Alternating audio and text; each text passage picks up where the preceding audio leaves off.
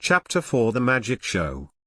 When the time to leave for the show came about, Caleb was so excited that he could hardly contain himself. They decided to walk, since Caleb's aunt lived a short distance away from the theater, and there was a nice street full of shops and sweets on the way there. Both Caleb and Abigail went, along with their parents and aunt, and much to Caleb's disappointment, cousin Albert.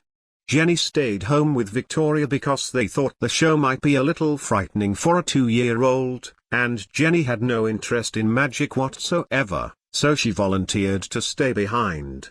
Given that there was plenty of time to get to the theater before the curtain, they stopped at a few shops on the way there. This was usually met with some impatient shoe-tapping on Caleb's part, making sure everyone knew they were on a schedule.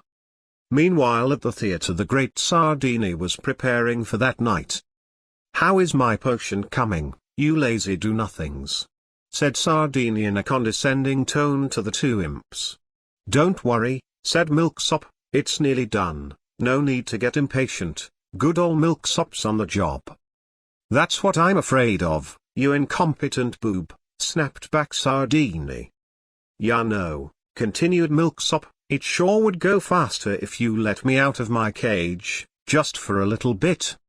"I'm sure it would," said Sardini. "And ya know I'd go right back to my cage when I was done mixing up your potions, on my honor I would," continued the imp. "Ha!" exclaimed Sardini, "you have no honor, you toad. The moment I open that cage you'll bolt for the door, leaving your poor mother behind." This was the third time today Milksop suggested opening his cage, which was much less often than normal, because he already knew Sardini was cross with him and had no intention of opening that door for at least another 2 days. Probably because the last time he was out he clamped down with his teeth on the great Sardini's knuckles, as he was fitting his shackles. Also everything the great Sardini had said was true, he had planned to bolt the moment the door opened, leaving his horrid mother behind.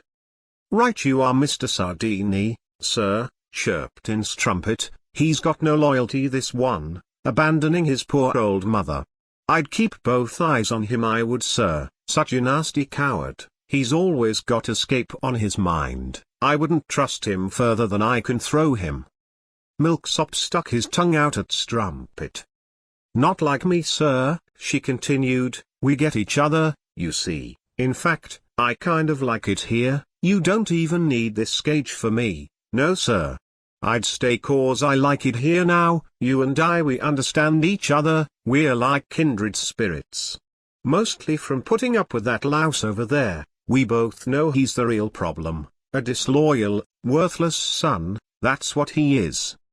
He's even working on making a key, he says he's gonna pick the lock, I heard it from his own mouth." "What are you doing, you old hag?" snapped Milksop. "I was going to take you with me, you stupid bat, now the whole thing's ruined thanks to you." He had no intention of taking her with him, but felt like he should make her feel guilty now that the jig was up. "Quiet you fool," she hissed back under her breath, "don't you see what I'm doing? I'm building up his trust so I can seduce him later." "But why did you have to tell him about the key?" whined Milksop. "It was nearly done, we'd have been free tonight." "You don't understand these things at all, you have to give them something true so they know that they can trust you, and then when their guard comes down, bam," whispered back Strumpet, "watch and learn." "Mr. Great Sardini, you need to relax more, that's my advice. All these locks and cages and escape attempts are distracting you from what's really important, your magic. Now why don't you let poor little Strumpet out of this nasty old cage, and she'll make you forget all about all your problems," said Strumpet in her least shrill voice possible, then directed a flutter of her long fake eyelashes in Sardini's direction, and tried to strike her most alluring pose. At first, neither the great Sardini, nor Milksop could figure out what exactly Strumpet was doing, for she was twisting and contorting her body in strange directions, none of which were the least bit attractive. In fact, she appeared as if she was suffering from a fit, which involved muscle spasms and a lot of blinking. "Sardini, quick, there's no time to waste, It's Strumpet, she's having some sort of an attack, cried Milksop. Open up my cage so I can go over and help my dear old mother to make sure she's all right.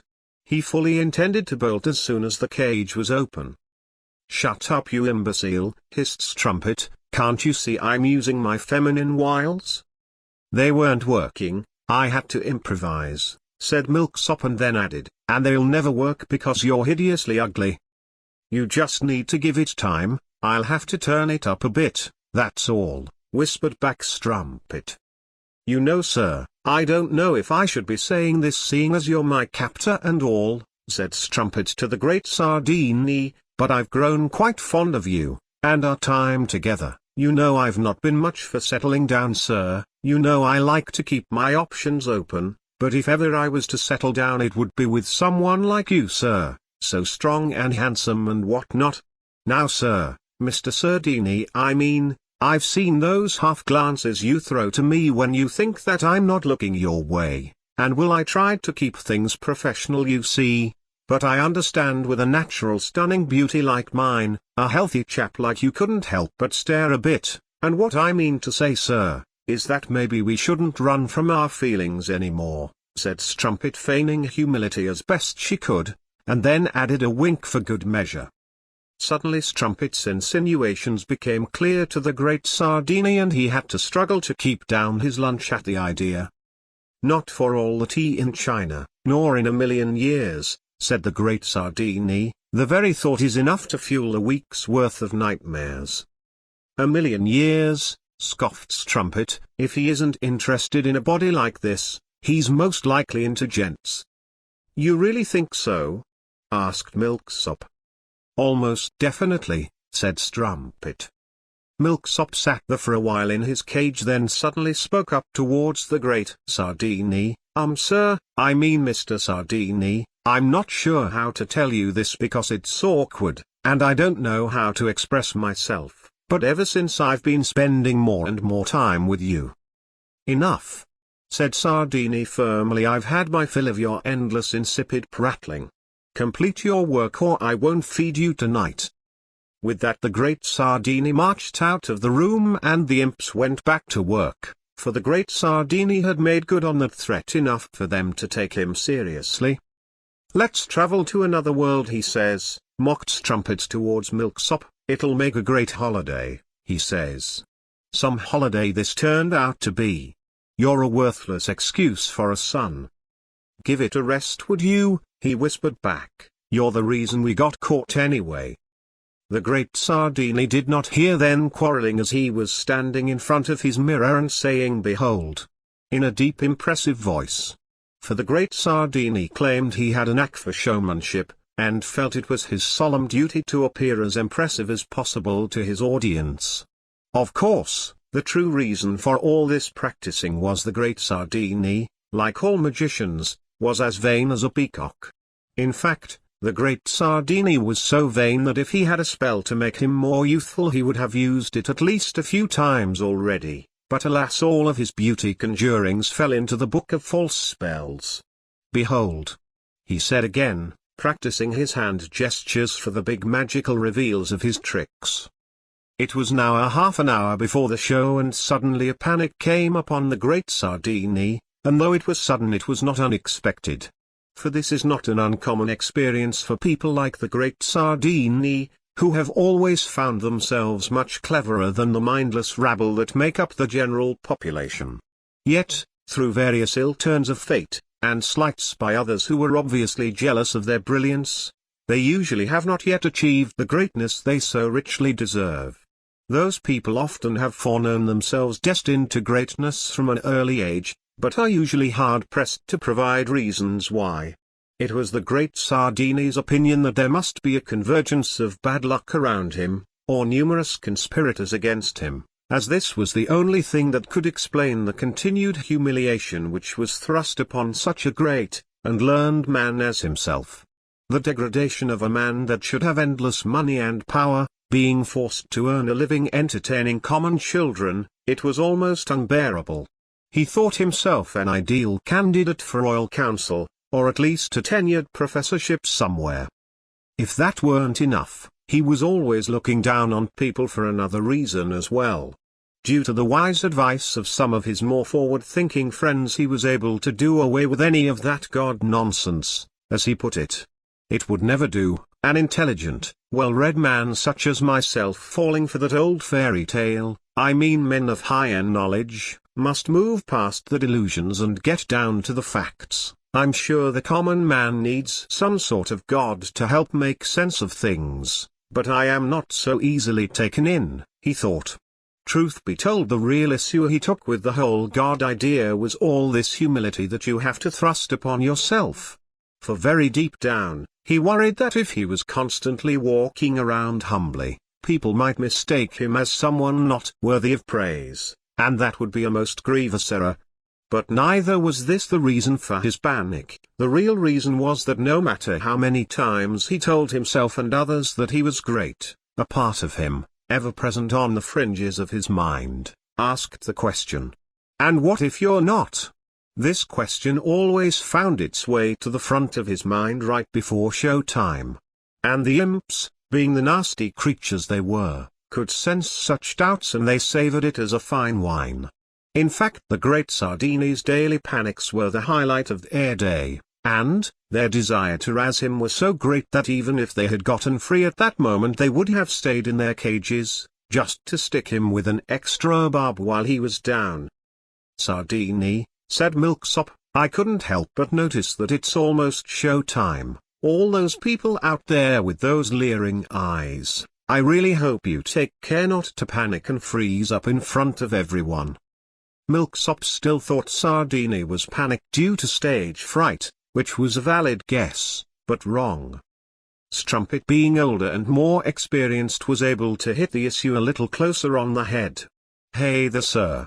Don't let that smart aleck get you riled up. I'm sure the kiddos will love you and your little tricks, and you can go out the next day, and the next day after that. And then one day you'll just up and croak, I suppose," she said. "But think of the wonderful legacy that you leave, making so many children happy. If you ask me, I couldn't think of anything more important to be known for." She added that last little part not because she believed it, but because she knew that the great Sardini did not. At this point he suddenly became unable to breathe, and he stumbled around the dressing room trying to steady himself and regain his breath, but he was still able to choke out, "Keep your opinions to yourself, you prattling nitwit, or I'll sell you to a petting zoo." He had managed to make it to a divan on the far side of the room, and after a few quick snifters of brandy, laid back with the cold compress over his forehead. Soon after, the brandy took effect, and his pep talks began. "Come on now, Sardini, old boy, it's not as bad as all that. All right, now you're an Englishman, stiff upper lip, my good man," were repeated multiple times, along with a rundown of all the great things he had done, and a good bout of blaming others and asking himself what those people would think if they had seen him in such a wretched state. Then he threw up his arms in a big stretch and cracked his knuckles in an attempt to play off the whole incident. "Well now, Sardini, you can't keep your fans waiting, after all the show must go on," he said, and with that any trace of humility was gone. Abigail and her family arrived at the theater a half-hour early, led by Caleb, to a small crowd of adolescent boys. "Rats!" exclaimed Caleb, "I knew we should have come sooner. Now all the good seats will be taken. I'm sure there are still plenty of places to sit. See, the doors haven't even opened yet," said his mother. As they waited, Caleb decided to investigate the reputation of the show from some of the other boys out front. But after learning the gaff was well worth the duchy, and that one of the fellas had spent the whole morning chaunting to earn the chink to watch the bloke, he decided to spend the remainder of his time waiting for the show with his family, for at least they spoke English. Albert took the opportunity to brag to the other boys, some of which he knew, about besting his American cousin. A short time later the doors opened, and the rabble of boys pushed their way into the theater to get the best seats possible. Luckily, it was only the die-hard Sardini fans that were at the door before the opening. Everyone else had seen the show multiple times already, so they didn't mind filing in late. Soon enough though the show was sold out, and the impatient boys started chanting for Sardini. They were also doing a great number of rowdy things that only a room of 200 plus boys could think of as they waited for their show to begin. The great Sardini appeared on stage with a flash of smoke. Some more smoke and the great Sardini was gone again, this time reappearing in the balcony. The theatre owner was playing furiously on the little piano to the right of the stage. Another puff of smoke and Sardini was back in front of the horde of boys with his first impressive behold. This was greeted with thunderous applause and other catcalls. Next he levitated a volunteer from the audience, more beholds and catcalls. One of his potions made his arms past his elbows disappear, much to the amazement of the marveling boys. Although she couldn't figure out the tricks, the lack of variety in them was really starting to get to Abigail. But with one look at Caleb's captivated face, Abigail realized that this was a bread pudding situation. Now something happened that Abigail did not expect. The great Sardini asked for 2 volunteers for his next tricks. Caleb was determined to be one of those volunteers, and if he would have reached his hand any higher, it might well have come out of the socket. Also, to make sure that he was noticed, he was standing on his chair, allowing him to tower above the surrounding boys. Though he presented his best efforts, it was Abigail that was noticed, not him. He scarcely cared. Since Abigail was his sister, he was automatically awarded an opportunity to volunteer with her. Of course Sardini had picked Abigail because she was not a teenage boy, and he felt it was high time that he had a female assistant, even if it were for only a couple tricks. He started with a card trick, one of those really nasty ones, that make you feel like a right fool when it's over. The boys of course loved this, since, in their opinion, any trick where you could fool a girl was a good trick. Next, now that the boys were in good spirits, came the main trick. The great Sardini had set up his teleport rings on either side of a fancy wooden frame, and he escorted Abigail over to stand in the middle of the setup. As soon as she was in place, Sardini snatched up some knives, and as quick as a wink threw one directly at Abigail's head. She screamed out loud, but right before the knife hit her it vanished. There was a loud thud on the wall behind Abigail, where the knife hit dead center of a painted bull's eye. Laughter and rambunctious cheers erupted from the boys. "What on earth is wrong with you?" Abigail screamed. "What would possess a person to do such a thing? You awful, awful man." Unfortunately, the great Sardini had failed to account for how someone that wasn't a teenage boy would react to having a knife thrown at them. Obviously it was unfavorably. "It can hardly be helped," thought Sardini as he ignored her to take a bow. Some people just have no sense for showmanship. That's the problem when you work with ordinary people, after all, no showmanship whatsoever. Still, since he wanted her to be game for a few more tricks, he thought he would tone things down a bit. my dear," said Sardini, "as you can see there really is nothing to fear." As he was saying this, he was walking towards her on the same route that the knife took. With his snide, overly clever smile and condescending attitude, Abigail liked his approach only slightly better than the knife's. "For you see," said Sardini as he picked up a bucket sitting on a small pedestal, "you're perfectly safe as long as you remain between the 2 rings." Quick as lightning, he flung the contents of the bucket at her, which happened to be frigid ice water. She screamed again and braced herself for the splash, but the water sailed right past her, through the rings and straight onto the piano player in the music pit on the side of the stage. Neither Abigail nor the piano player cared much for that trick, but it put the boys in stitches. "For you are caught in just a tiny wrinkle in space, and even if I were to step towards you," he said, stepping through the first ring, "I'd step right over you," said the great Sardini, instantly emerging on the far side of the other ring. This was, in fact, very peculiar, and try as she might, Abigail couldn't figure out how his trick worked. Now it was Caleb's turn to participate. "Young man, I want you to run at your sister as fast as you can," said Sardini. "Don't worry about stopping, she'll be perfectly safe. Now come on, There's a good lad, full steam ahead. Caleb didn't need to be told twice, for when a boy is given opportunity to scare his sister, especially in front of other boys, permission to do so is just an added bonus. In fact, you'd be hard-pressed to find a soul in the theater that found the last two tricks more entertaining than Caleb. He figured that if he came on towards her at full speed she'd scream again, and he'd be the hero of the day to all the other boys. Abigail on the other hand knew exactly what he had planned and refused to give him the satisfaction. She stood facing him with her arms crossed and an expression on her face which said, "I dare you. I'll stand my ground no matter what, even if it looks like he'll run me over, I won't move an inch," thought Abigail. Besides, if I did scream he'd never let me live it down. Caleb took off from the opposite end of the stage. By the time he was a few paces from the rings he looked up again, and seeing that Abigail had not moved, it was he who lost his nerve. He tried to stop or avoid her, but doing both at the same time meant he could do neither. Flailing and bracing for impact he stumbled through the first ring, emerged through the second and fell flat on his face. The boys all laughed and he most assuredly was not a hero. Even Abigail chuckled when she turned around, and found him lying on the ground.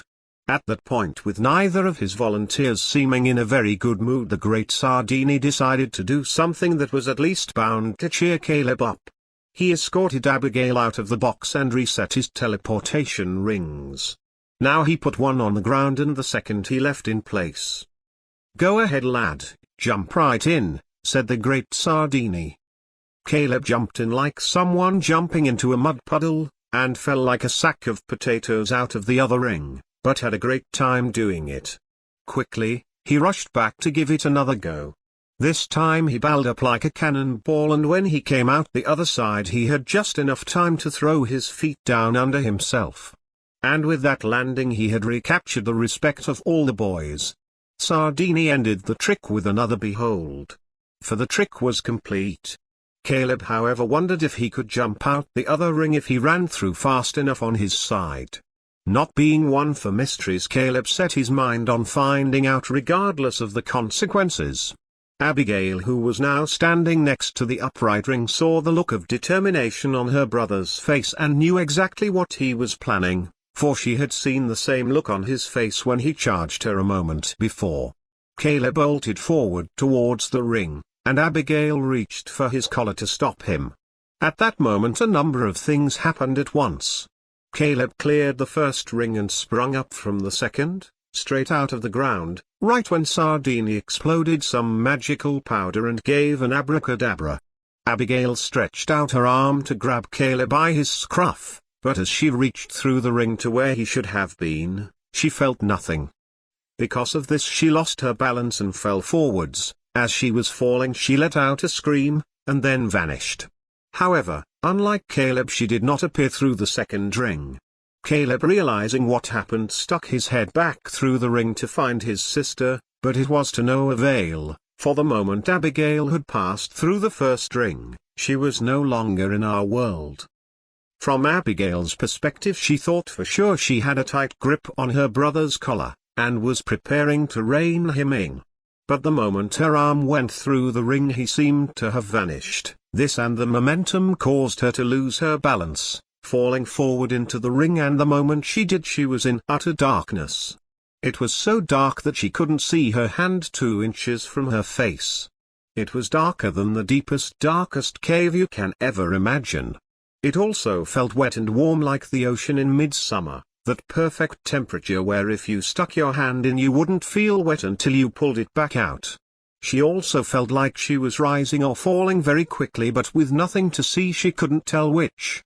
Since she thought she might be underwater, she held her breath for as long as she possibly could, which was actually a lot longer than what she thought, but finally when she could hold it no more she took in a breath, and thank God, it was air.